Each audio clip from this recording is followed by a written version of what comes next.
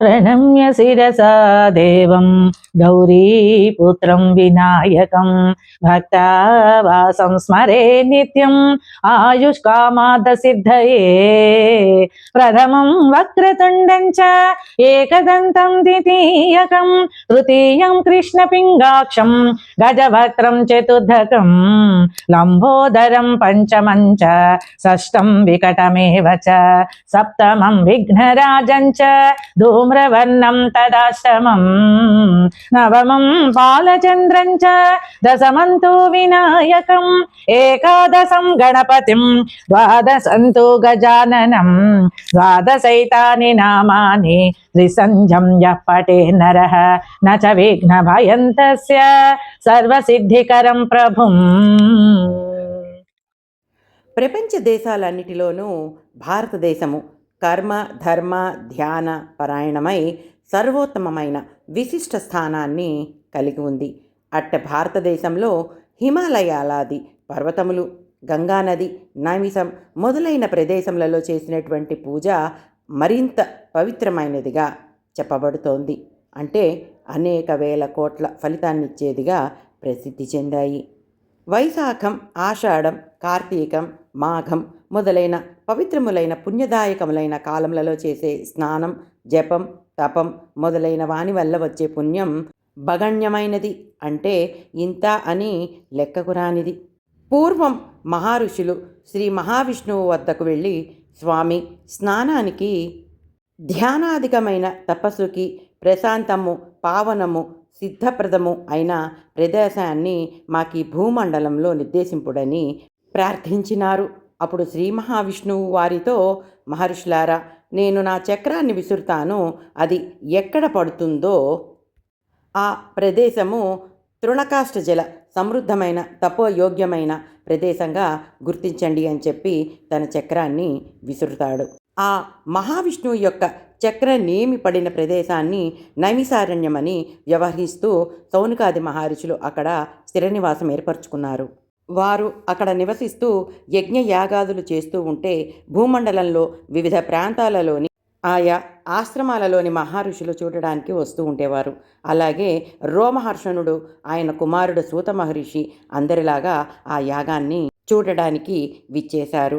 యాగం చేసే మునులు వాళ్ళని ప్రార్థించి విరామకాలంలో పుణ్యకరములైన కథలని, విశేషాలని చెప్పించుకునేవారు. అంటే నైమిసారణ్యంలోని ఆ ఆశ్రమంలో జపహోమాదులు లేనప్పుడు పుణ్యకథ ప్రవచనాలు అందరికీ ఆనందాన్ని, మనస్థైర్యాన్ని, భగవద్భక్తిని పెంపొందించేవి.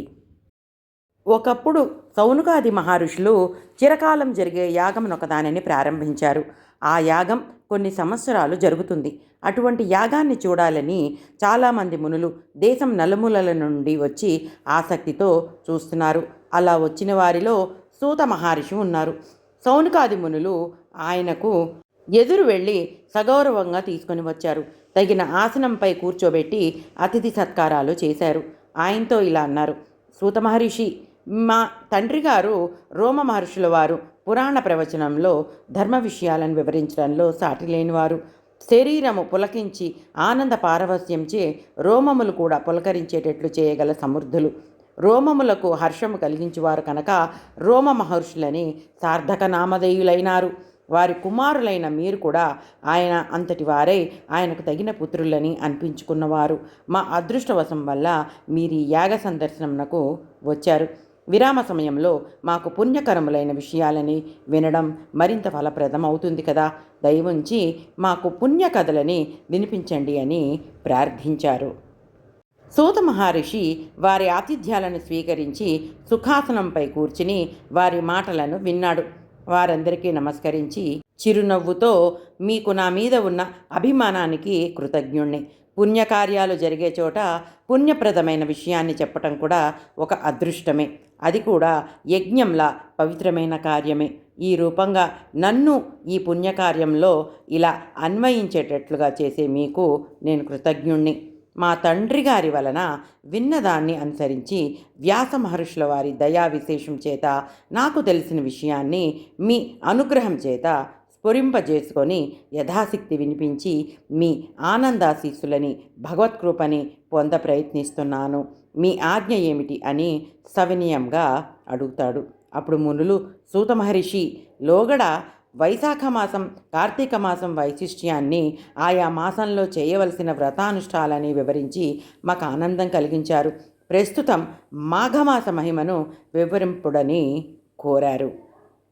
అప్పుడు సూత మహర్షి క్షణకాలం కళ్ళు మూసుకొని ధ్యానంలో ఉండి తండ్రి గారిని, గురువులను తలుచుకొని నమస్కరించి కనులు తెరిచి మునులకు మరల నమస్కరించి ఇలా ప్రారంభించాడు.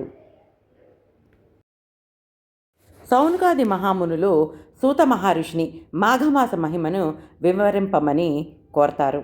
అప్పుడు సూత మహర్షి క్షణకాలం కళ్ళు మూసుకుని ధ్యానంలో ఉండి తండ్రి గారిని, గురువులను తలుచుకొని నమస్కరించి కనులు తెరిచి మునులకు మరల నమస్కరించి ఇలా ప్రారంభించాడు.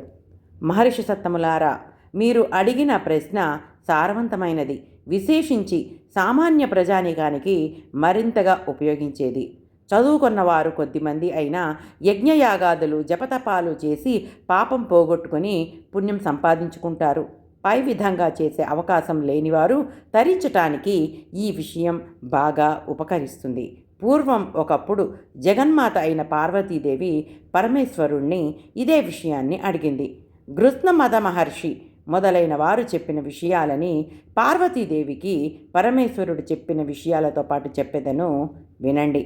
పార్వతీదేవి పరమేశ్వరునితో, విశ్వాత్మక, సర్వలోకేశ్వర, సర్వభూత దయానిధి, ప్రాణేశ్వర, మీ మాటలు అమృతము కంటే మధురాతి మధురములైన చెవులకు మరింత ఇంపుగానున్నవి. మాఘమాస మహిమను వివరింపగోరుచున్నానని ప్రశ్నించను. అప్పుడు పరమేశ్వరుడు, కళ్యాణి, జగన్మంగళ, నీవు అడిగిన విషయము మిక్కిలి నిగూఢమైనది, గంభీరమైనది. నాకిష్టురాలు అయిన నీకు చెప్పరానిదేమీ ఉండును, తప్పక చెప్పెదను వినుము. సూర్యుడు మకర రాశిలో ఉండగా మాఘమాసమున ప్రాతకాల స్నానము చేసిన వారు పాప విముక్తులై ముక్తిని పొందుతారు. గోవు పాదం మాత్రం మునిగే జలప్రవాహంలోనైనా చేసిన స్నానం అధిక పుణ్యప్రదం. మొదటి స్నానం వాని సర్వపాపములను పోగొట్టును. రెండవ స్నానము వానికి వైకుంఠలోక ప్రాప్తిని కలిగిస్తుంది. మూడవ స్నానము అతనికి శ్రీ మహావిష్ణువే రుణగ్రస్తుడయ్యేటట్లు చేస్తుంది. అట్టి పుణ్యాత్మునికి నేనేమి ఇవ్వాలని శ్రీ మహావిష్ణువే ఆలోచనలో పడతాడు. ప్రయాగలో మాఘమాసంలో గంగా స్నానం చేసిన వానికి పునర్జన్మ ఉండదు. మాఘమాసంలో ఉదయాన్నే నదీ ప్రవాహంలో కానీ సరస్సులో కానీ స్నానం చేసిన వారికి ముక్తి కలుగుతుంది. ఊరికి వెలుపలనున్న సరస్సు, నూయి, కాలువ మొదలైన వానిలో చేసిన స్నానం పాపనాశకం, మోక్షదాయకం సుమా.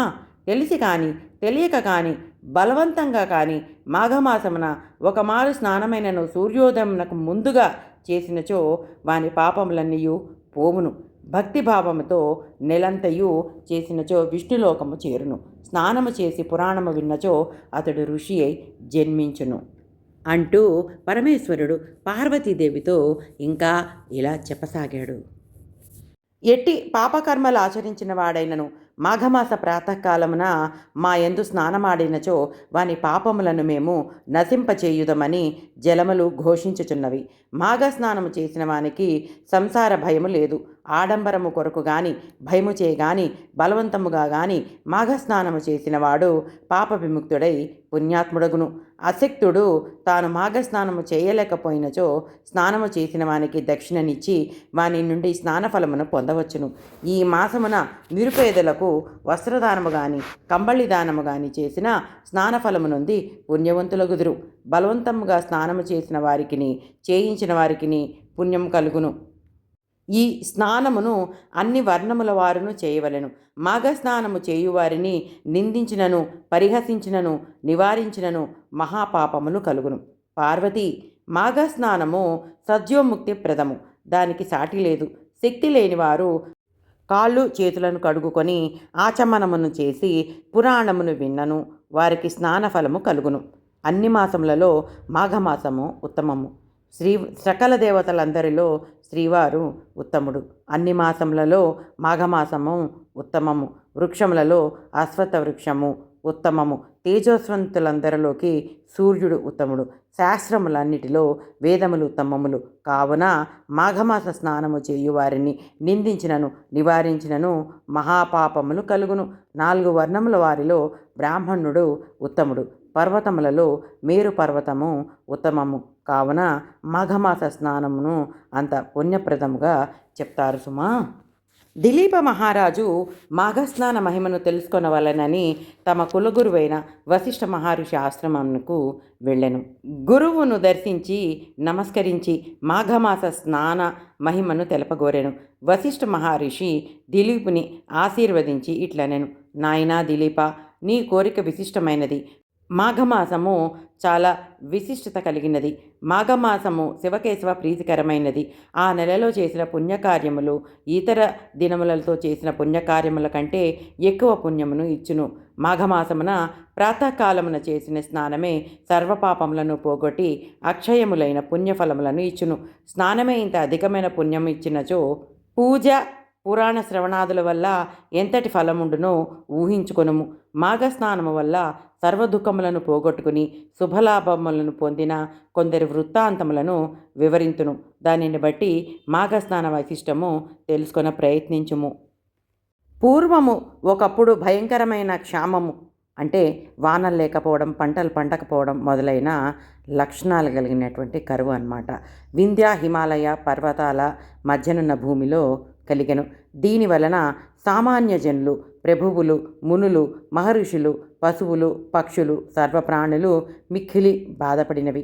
అట్టి వారిలో భృగు మహర్షి ఒకడు. అతడు ఆ ప్రాంతమును విడుచుటకు ఇష్టము లేకున్నను కైలాస పర్వత ప్రాంతము కడికి చేరి తనకు నచ్చిన ప్రదేశం నందు ఆశ్రమమును నిర్మించుకొని తపమాచరించుకొని చుండెను. పవిత్రము మనోహరము అయిన ఆ దివ్య ప్రదేశమునకు గంధర్వులు, యక్షులు, కిన్నెరలు మున్నగు దేవజాతుల వారు వచ్చుచుండిరి. అచట విహరించి ఉత్సాహమును పొందుచుండిరి. ఒకనాడు గంధర్వుడొకడు భార్యా సమేతుడై ఆ ప్రదేశమునకు వచ్చెను. అతడు భృగు మహర్షికి నమస్కరించెను. అతడి శరీరము మిక్కిలి సుందరమైన, గంభీరమైన, మనోహరమైనదిగా ఉండెను. వాని మొహము మాత్రము పులిమొహమై ఉండెను. అందువల్ల అతడు ఎంత చక్కగా ఉన్నను పులిమొహము వల్ల విచిత్రముగా భయంకరమై ఉండెను. అతడు భృగు మహర్షికి నమస్కరించిన తర్వాత, మునీశ్వర, నాకు భోగభాగ్యములన్నీ ఉన్నవి. ఈ నా భార్యను చూసితిరి కదా. ఈమె సౌందర్యము, గుణసంపద నిరుపమానములు. నేను గంధర్వుడను. మానవుల కంటే దివ్యశక్తులు కొన్ని ఉన్నవి. కానీ భయంకరమైన వికారమైన ఈ పులిమొహము నాకు బాధాకరముగానున్నది. దీనిని పోగొట్టుకునుట ఎట్లో తెలియరాకున్నది. ఈ వికారము వలన నాకు గల సుఖములు, భోగములు నన్ను సంతోషపరచుటలేదు. దయవుంచి నాకు వికార రూపము పోవు ఉన్నట్లు సహాయము చేయమని ప్రార్థించెను. భృగు మహర్షికి గంధర్వుని పరిస్థితికి జాలి కలిగినది. వానికి సహాయపడవలను అని అనుకున్నాడు. నాయనా, పురాకృత కర్మము ఎవనిని విర్వదు. గత జన్మలో చేసిన పాపం వల్ల నీకు ఈ స్థితి కలిగినది. పాపము, దురదృష్టము, పేదరికము ఇవి మూడును జీవిని బాధించును. ఇట్టి వానిని పోగొట్టుకుని శుభలాభము పొందవలెనన్న పుణ్యనదుల యందు స్నానము, పవిత్ర క్షేత్రముల యందు దేవపూజ చేసుకొనవలెను. ఇట్టి వానిని పవిత్రమైన కాలమున చేసినచో సత్యఫలము కలుగును. కాలమంతయు మంచిదే అయినను మాఘమాసము విశిష్టమైనది. ఈ నెలలో చేసిన స్నానము, పూజ, జపము, తపము జీవికి గల పాపమును పోగొట్టి శుభమును వెంటనే కలిగించును. అన్ని పుణ్యనదులలో స్నానాధికము చేసినచో వచ్చు ఫలితము మాఘమాసములో నదిలో కానీ, సముద్రంలో కానీ, కాలువలో కానీ, సెలయేరులో కానీ, ఏ స్వల్ప జల ప్రవాహమైన నందు కానీ స్నానము చేసినచో వచ్చును. అనగా మాఘస్నానము ఏ ప్రవాహమున చేసినను సర్వతీర్థముల యందు చేసిన పుణ్యము ఇచ్చునంత గొప్పది. ఏ జాతి వారికైనను అనంత పుణ్యమునిచ్చును.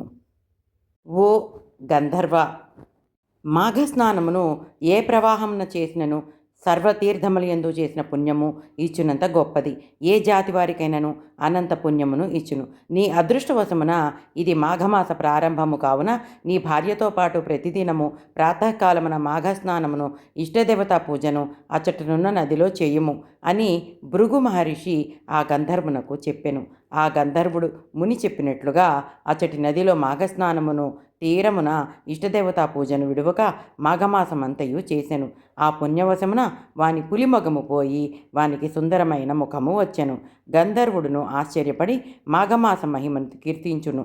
కృతజ్ఞుడై మునికి భార్యతో పాటు నమస్కరించెను. అతని ఆశీర్వాదమును పొంది తన భార్యతో పాటు తన లోకమునకేగెను. దిలీప మహారాజా, మాఘస్నాన మహిమను గమనించితివా? మరి ఒక కథను చెబుతును వినుము అని వశిష్ఠుడు మరల ఇట్లు పలికెను.